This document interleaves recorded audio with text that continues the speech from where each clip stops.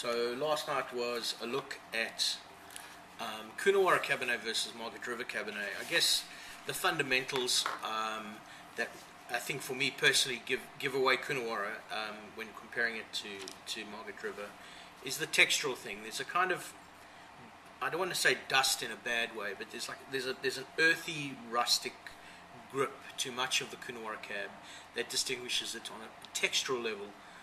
When it comes to the fruit aspect, the classic things to look out for, of course, a tomato leaf, and sometimes a little mint, and then very, very ripe fruit.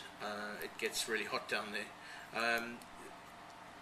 Compared to Margaret River, you're getting more of a eucalypt kind of fragrance, and for me personally, maybe often more of a sense of elevation in the wine. It's more, it just seems to soar. It seems to be, seems to have that structure without weight is what you're looking for. Drawing a parallel maybe to the Burgundy examples. So we did them in sets of two. The first two were the Parker Terra Rossa, not the first growth, but the secondary level, the 02 in Magnum, and that was done next with the Vass Felix Heytesbury 04. The Parker, for a relatively humble wine, showed incredibly well. I've looked at 98, 99, and I think 2000 in the last year, and I think that this one, by far, that's 98, 99, and 2000 of the first growth.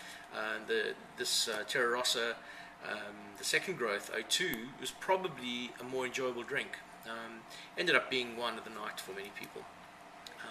The Vass was great. It was classic styling, many years worth of time left in it. I think that with the Parker, it's probably at the end of its role. The next set was Malaya 02 and Howard Park Cab Merlot 03 in Magnum. I was expecting the Howard Park not to show terribly well, being a fairly tricky year, but it was brilliant.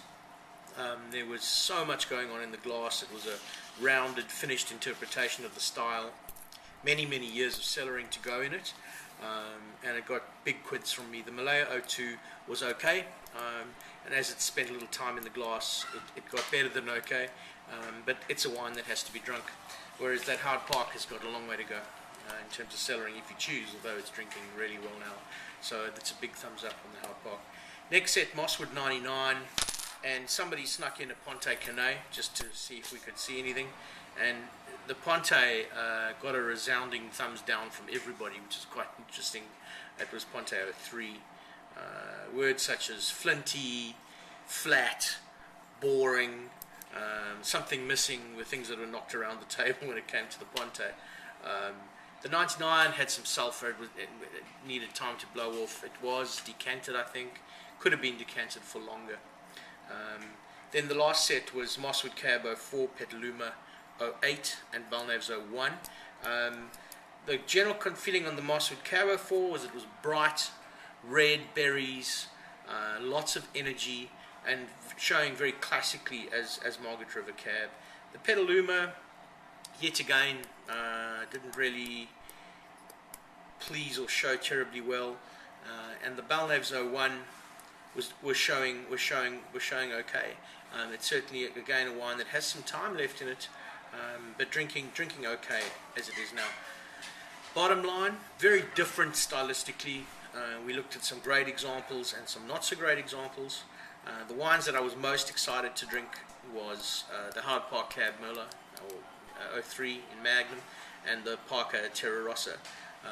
Wines that have got lots of time and cellaring to go would probably be the Mosswood 04 and the Vass Felix Heytesbury 04. So another good night. Cheers. Parker Terra Rossa 02, Vass Felix Heytesbury 04, Malaya 02, Howard Park in Magnum 03, Mosswood 99, Ponte Canet 03, the mystery wine of the night, blew everybody's taste buds away. Mosswood 04, Petaluma